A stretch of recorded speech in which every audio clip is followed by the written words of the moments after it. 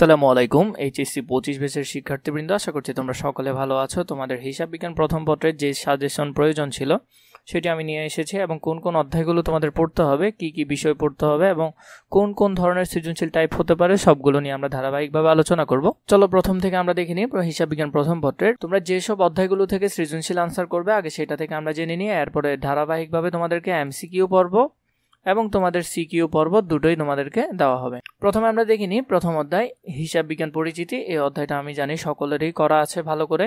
দ্বিতীয় অধ্যায় হিসাবের বৈষম্য, তৃতীয় অধ্যায় ব্যাংক সমন্বয় বিবরণী, চতুর্থ অধ্যায় হলো যে রেওয়া মিল এবং ষষ্ঠ অধ্যায় কার্যপত্র, নবম অধ্যায় দৃশ্যমান সম্পদের হিসাব রক্ষণ, এরপর দশম অধ্যায় হলো আর্থিক বিবরণী। চলো কিভাবে করে করবে, কোন কোন অধ্যায় থেকে আনসার করবে এবং তোমার জন্য উপযুক্ত অধ্যায় হবে কোনটি সেটি যদি আমরা একটু বুঝে নিই। প্রথমে দেখো হিসাব বিজ্ঞান পরিচিতি, এটা থেকে সৃজনশীল আসলে নিশ্চয়ই আনসার করবে এবং এটা তোমরা সকলেই পারবে। হিসাবের বৈষম্য থেকে অনেক ধরনের অঙ্ক আসতে পারে। তার মধ্যে আমি তোমাদেরকে বলবো নগদ যে অঙ্কগুলো হয় 1 ঘোড়া 2 ঘোড়া 3 ঘোড়া, ওই নগদান যে হিসাবগুলো আছে ওইগুলো তোমরা স্কিপ করার চেষ্টা করবে এবং বাকি জাবেদা খতিয়ান এগুলো তোমরা করবে। এই অধ্যায় থেকে যাদের করা আছে তারা নিশ্চয়ই করবে এবং যারা এখনো পর্যন্ত ভালো করে দেখোনি তারা ভালো করে এই প্রথম অধ্যায় দ্বিতীয় অধ্যায় দেখে নিবে। এরপরে তোমাদেরকে আরেকটা অধ্যায়ের কথা বলি, তৃতীয় অধ্যায় ব্যাংক সমন্বয় বিবরণী। এটা যারা আগে অনেক ভালো করে করনি আগে, তাদের নতুন করে এটা করার প্রয়োজন নাই, না করলেই তোমাদের জন্য ভালো হবে।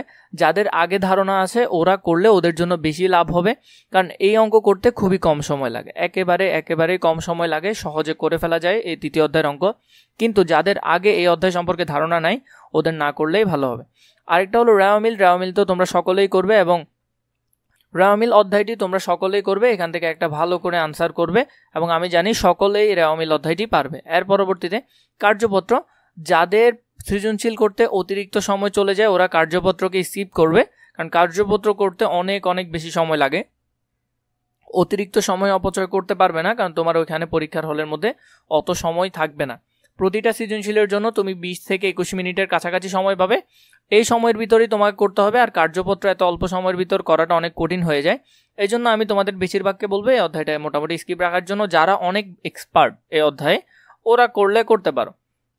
নবম অধ্যায় দৃশ্যমান সম্পদের হিসাব রক্ষণ, এই অধ্যায়টিও সোজা, যারা আগে করেছো এবং যাদের সূত্রগুলো ভালো মনে আছে ওরা এই অধ্যায় থেকে আনসার করবে।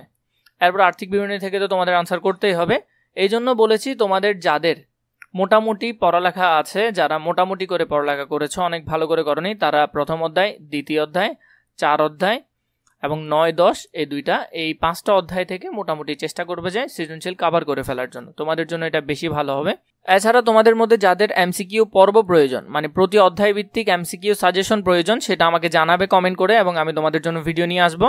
এর পাশাপাশি যাদের সৃজনশীল প্রয়োজন, যাদের সৃজনশীল সাজেশন প্রয়োজন অধ্যায় ভিত্তিক, তারাও আমাকে জানাবে, আমি তাদের জন্য নিয়ে আসবো।